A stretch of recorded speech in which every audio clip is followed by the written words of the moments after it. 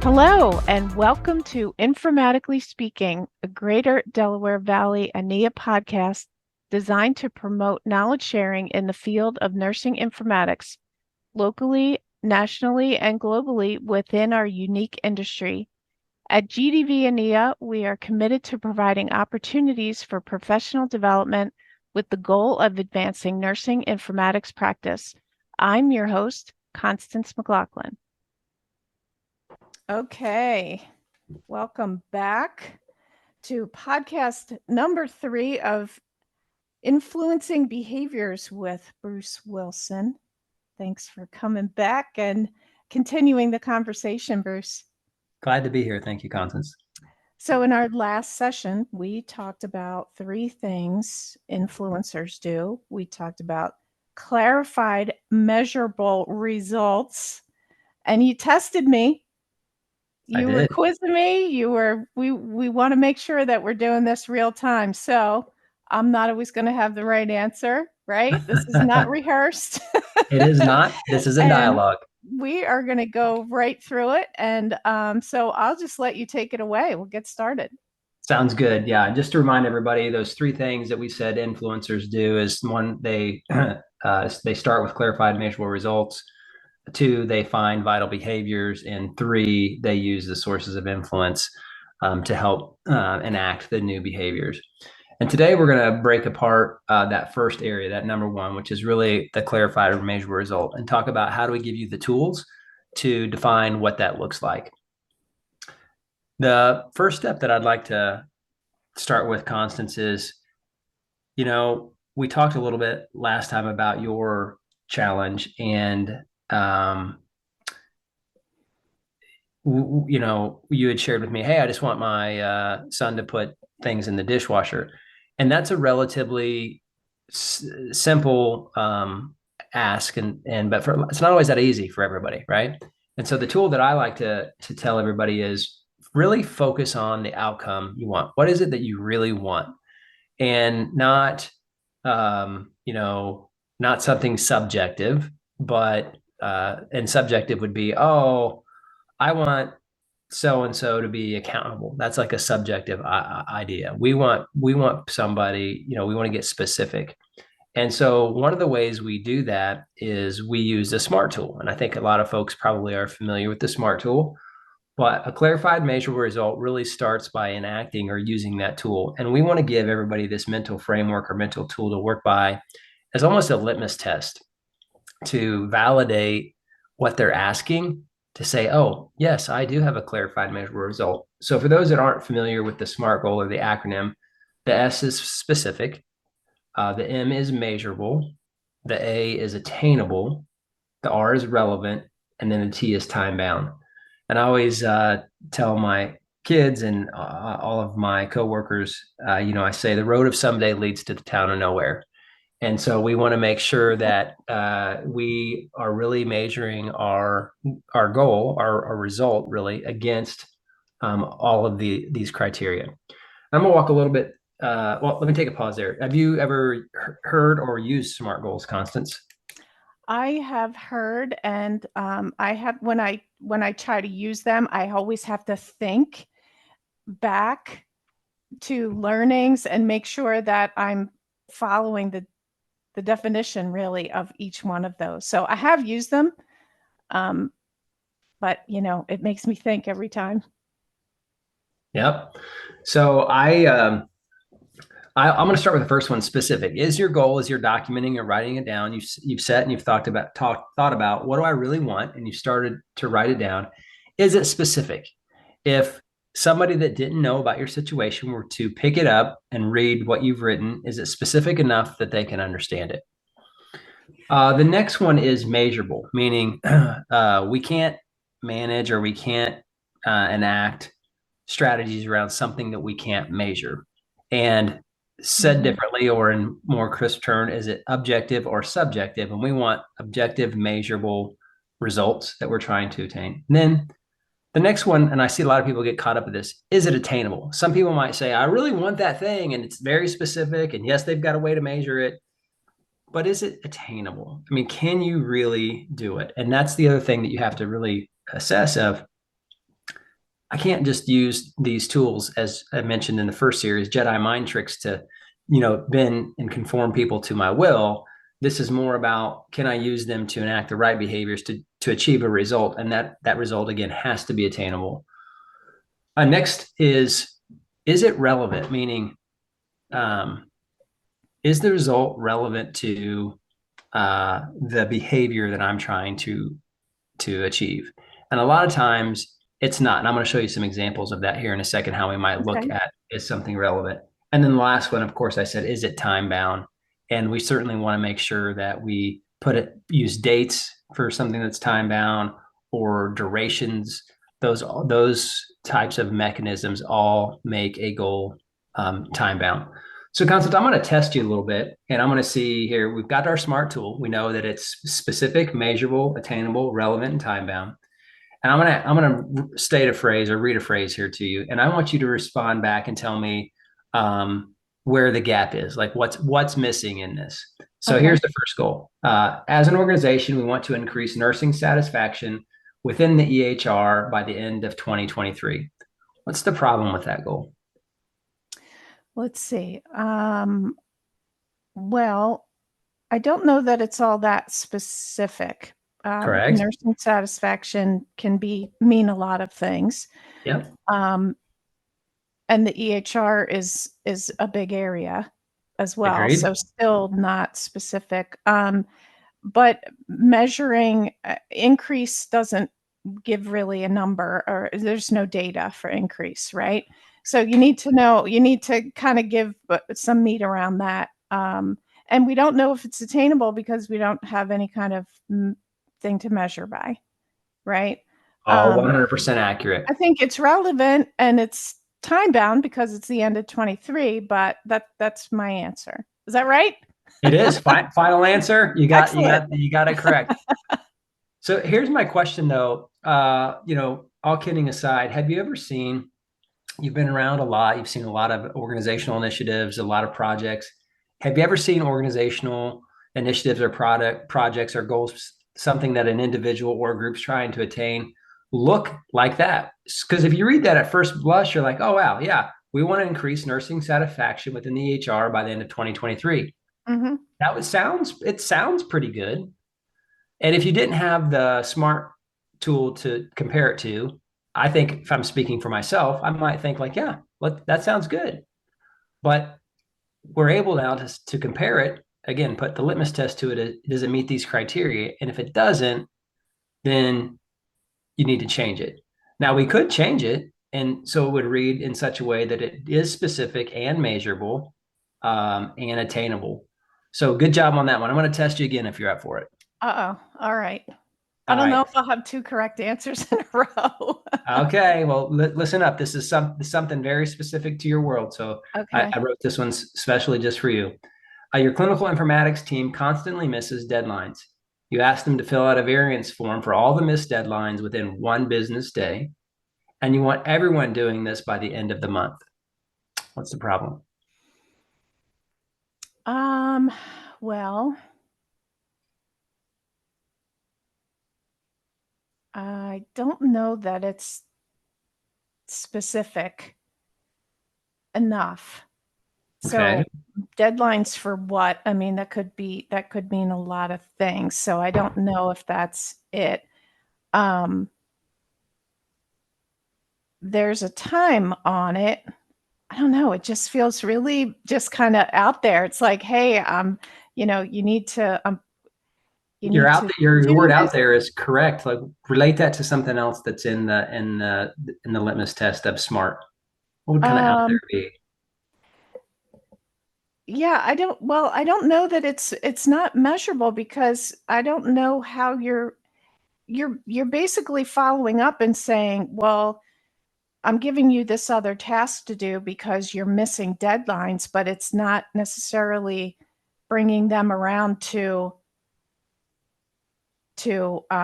do everything on time, right? Because you're giving them more tasks to do by filling out these variance forms instead of going after what the actual issue is. That's, That's the you way I hear it. dissected it correctly in your thought Oh, good. process. The word you're looking for though is relevant, because you're giving them different tasks that's not specific to what you're trying to achieve. It's therefore not relevant.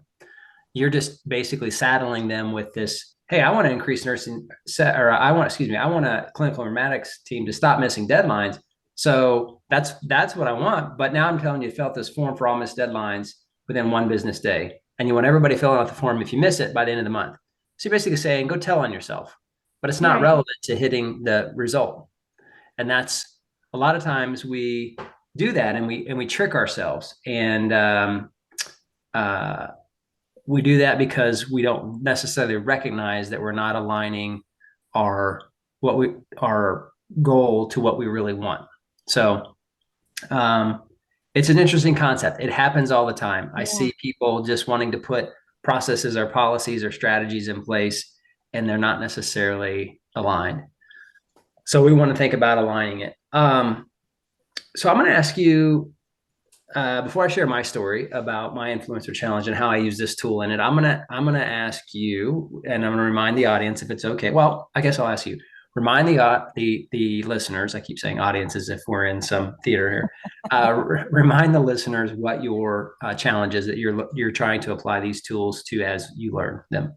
Sure. So, simply put, I would like my son to clean up after himself, meaning I would really like him to put his dishes in the dishwasher when he has finished any meal or every meal, I would say. Is Okay. that specific enough? Well, I don't know. Let's actually run that through. Okay. You've kind of spoken about what you really want, but let's run it through. Is it specific?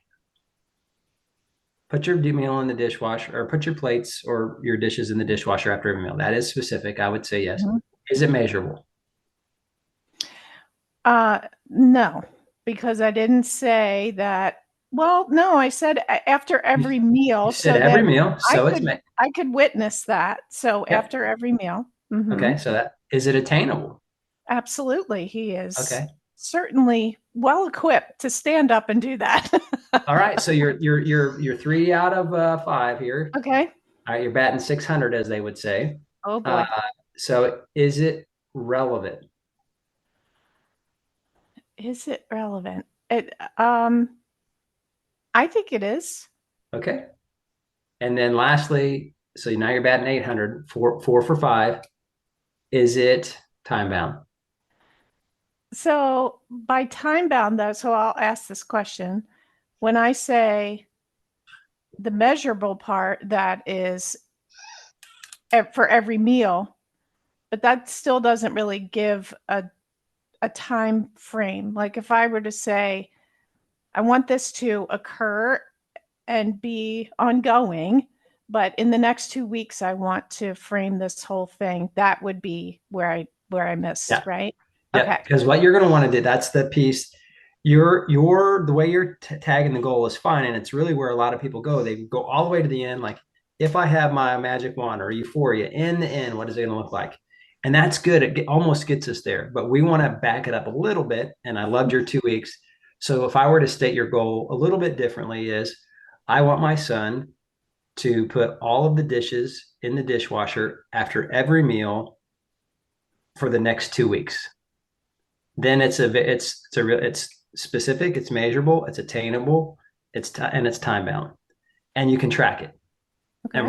we're going to talk about how you, especially with putting the time bound factor in, how you're going to use other sources to really help you for that time bound criteria.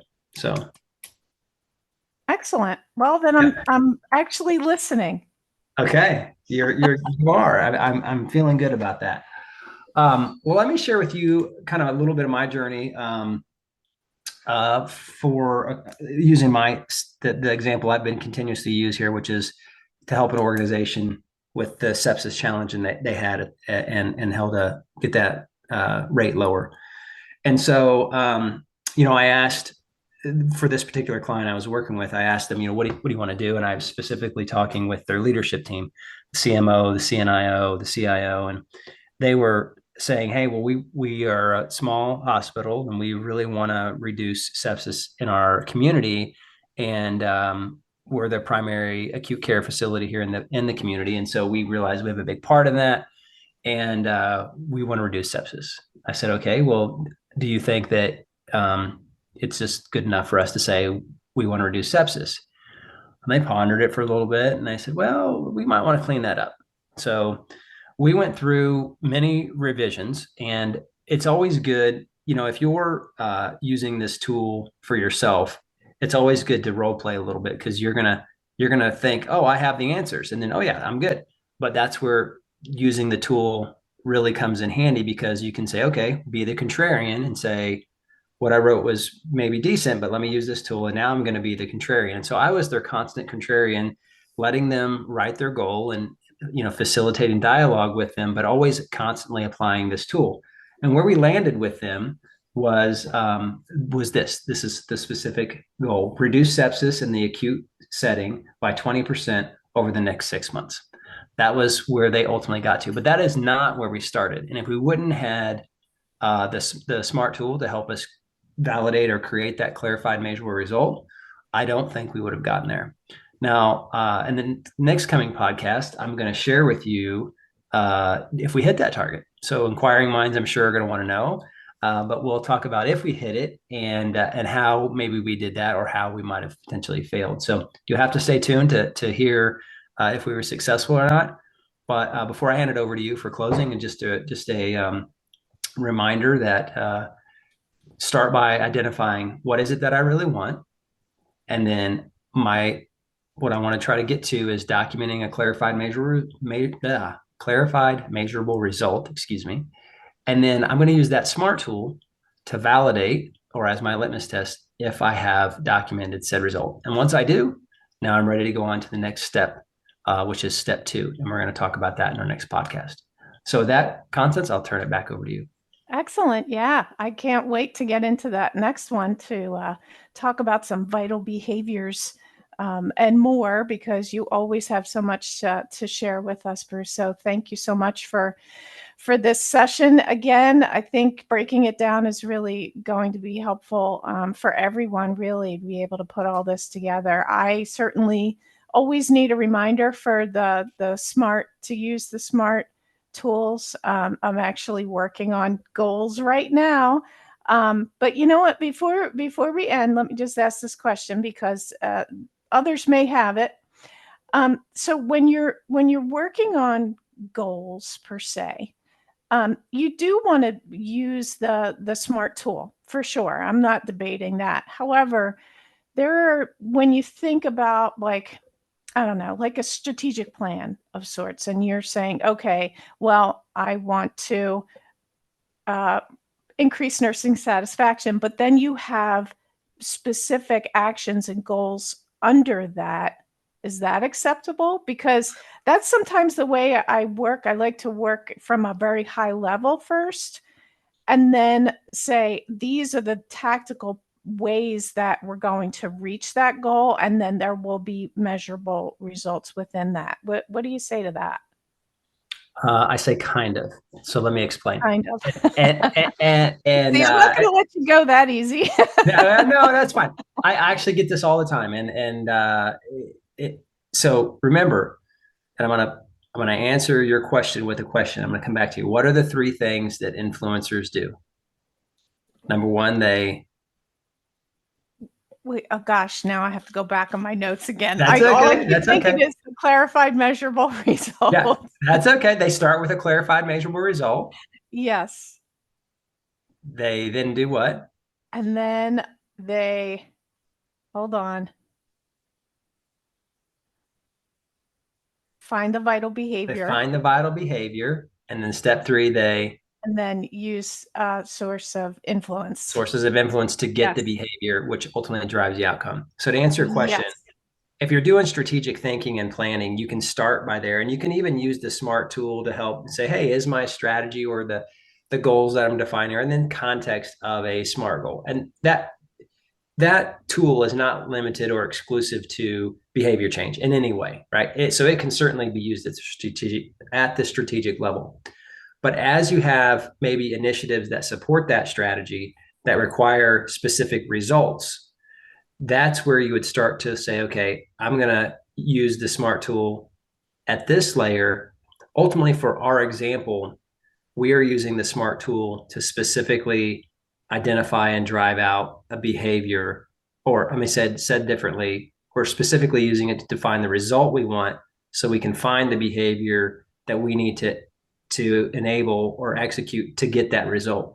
And so a larger strategy plan is going to be made up of probably lots and lots of different behaviors that are going to aggregate into a larger strategy. So that's where I said kind of.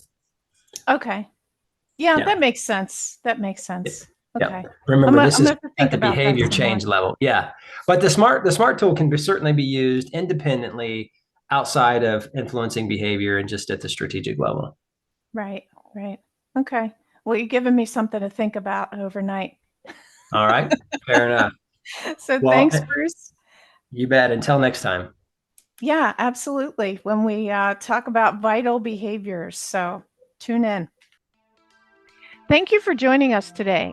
We hope you'll join us again for another session of Informatically Speaking.